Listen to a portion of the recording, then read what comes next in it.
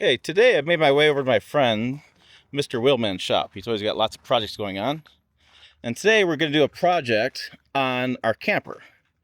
So Keystone, in their brilliance, decided not to put a bumper on this camper. So we're going to put a bumper on it.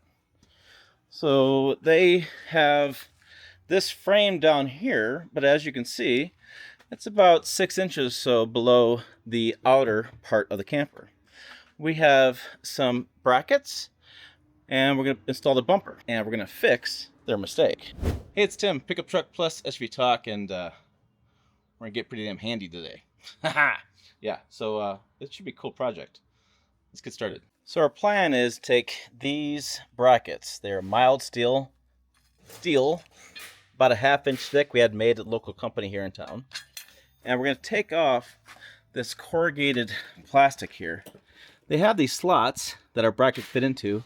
We're going to drill holes and run some bolts through those holes into the frame, and we're going to cinch down those bolts. He's taking off some screws there. Then we found a piece of 4x4 84-inch steel that at the local recycler place. We're going to weld that on to our brackets. We're going to powder coat it. We're going to make a spare tire holder and use a receiver hitch. So we can add some accessories to it. So there is our bracket going in. This slide right in. We just got to figure out our placement for the screws going through. We got to drill holes through the frame and mount it up. And then we have a welder. I think you like it when you have a handy friends. I think I like it in handy friends. It's like this old house for automobiles. We're showing you how to fix it. But yeah, so we did 3 holes. Just give us some choices. We'll probably end up using 2 bolts, but or all 3, whatever we decide to do. But yeah, just trying to figure out how far that goes in. Okay, we have our 3 holes drilled on each side. We just got some grade 8 bolts.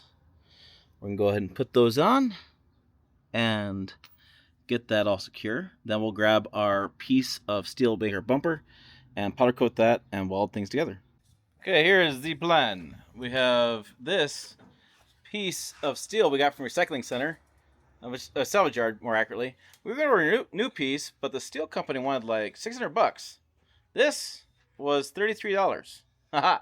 So we have our brackets that we will bolt all together eventually and get it all tied down. We're going to tack weld the bracket to this. We'll have this piece knock out the notches. We'll put a little flap door back here so I can fit my sewer pipe in there.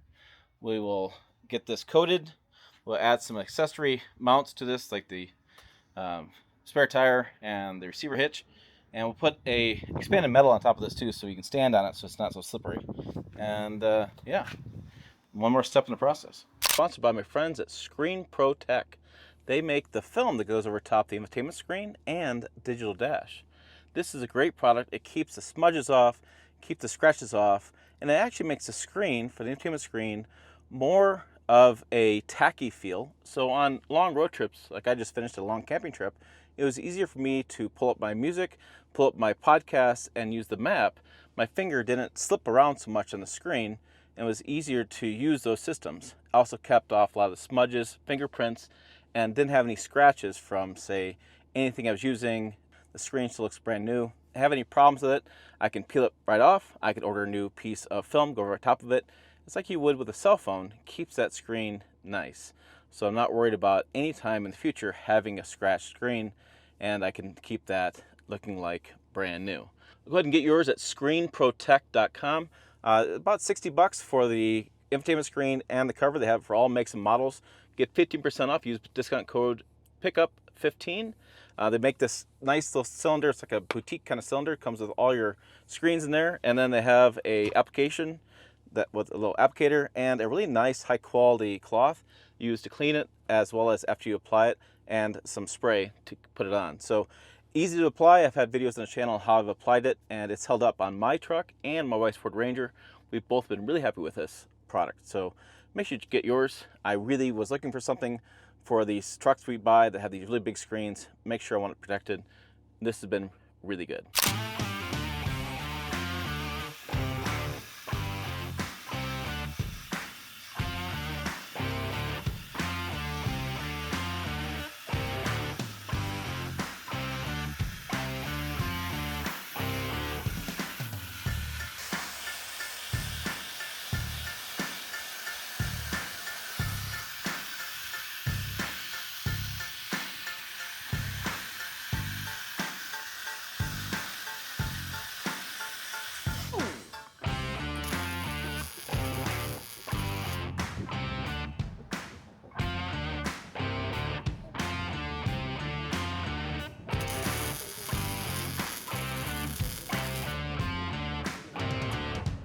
Okay, here we are. It's tacked on there.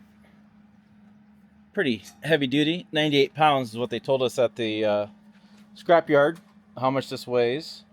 So that's going to really mess up somebody's bumper to hit into us. Losers. So, Keystone should have done this in factory. Not sure why they didn't, but we fixed their mistakes so far. We're going to take it back off. We're going to powder coat it, put our accessories, mounting stuff on there, and make it look pretty good so far.